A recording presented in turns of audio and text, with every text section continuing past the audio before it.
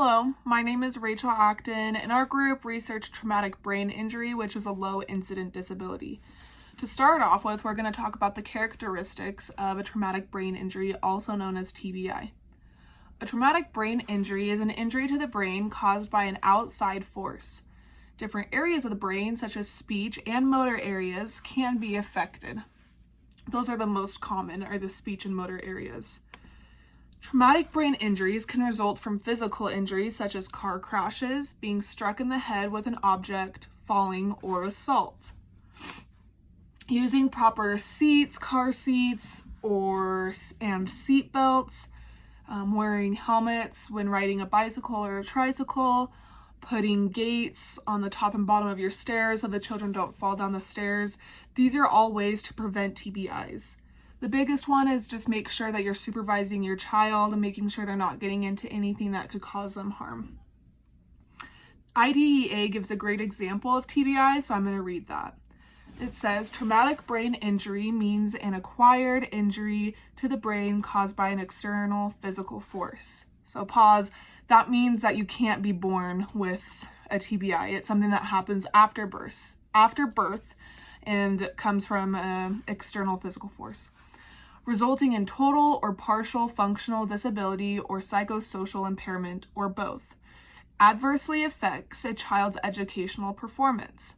The term applies to open or closed head injuries resulting in impairments in one or more areas, such as cognition, language, memory, attention, reasoning, abstract thinking, judgment, problem solving, sensory, perceptual and motor abilities, psychosocial behavior, physical functions, information processing, and speech. Other impairments can include taste, vision, and smell. So, classroom challenges.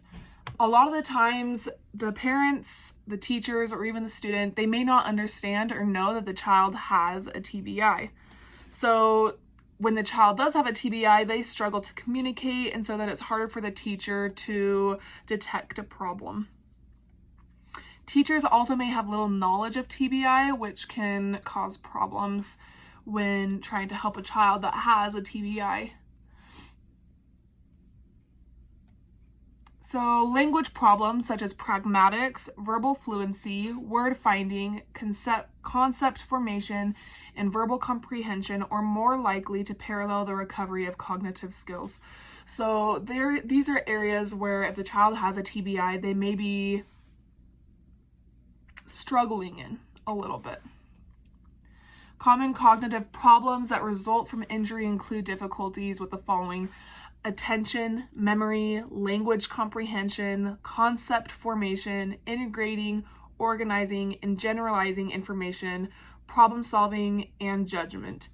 In addition to the physical and mental issues, students with TBI may also suffer emotionally. So families actually rate behavior disturbance and personality change as the most troublesome and persistent problem following injury. Although the educators often fail to attribute behavior problems to injury, research has shown that children with TBI are 3 times more likely than a general population to develop serious behavior disorders.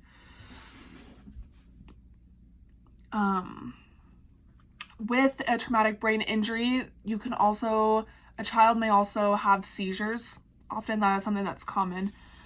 Senses like smell, taste, sight, and vision may be impaired with traumatic brain injury. These students may often struggle because they have been used to a normal classroom experience, and then from the traumatic brain injury, now they're placed into possibly a special education classroom instead. So there's a lot of things. Traumatic brain injury is very broad, and there's a lot of different impairments that come along with it. There's a lot of different severities. Somebody could have very severe TBI, and there's also some that may have very mild TBIs. So it really just depends on the situation.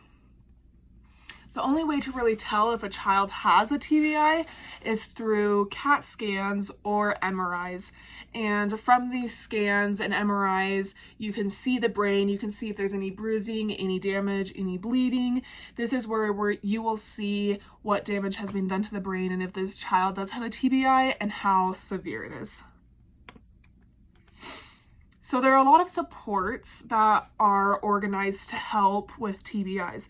So in the school system, like we've learned before, there's MDT meetings, 504 organizations, IEP meetings, these different meetings where a group of people will come together to talk about what is best for this child.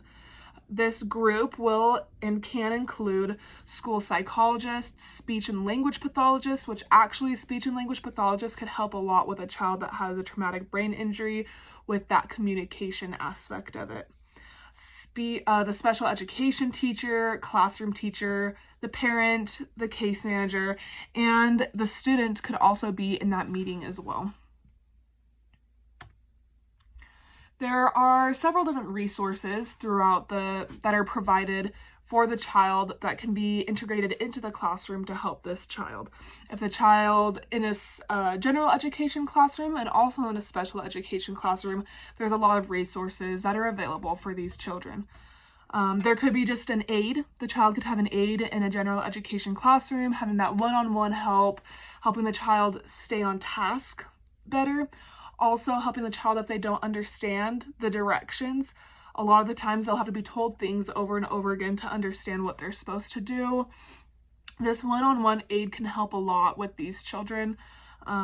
Also, there can be personal accommodations, and these will be decided in the IEP meetings or the 504 organization and 504 meetings, the MDT meetings.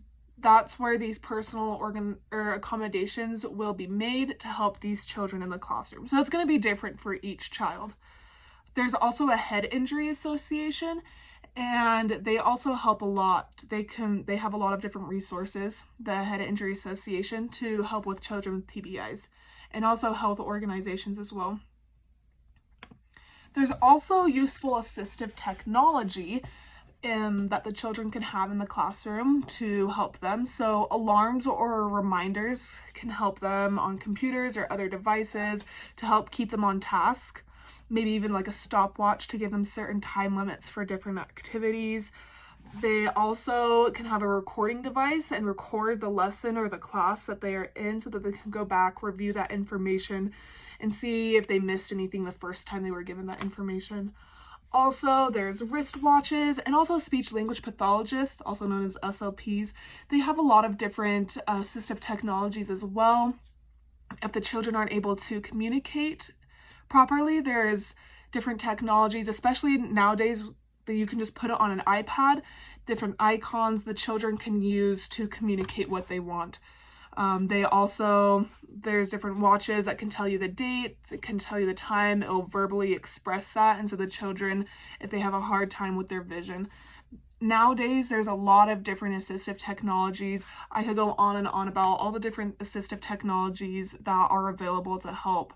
If you have a vision impairment, if you have a speech impairment, if you have a hearing impairment, there's a lot of different technologies that can help with that.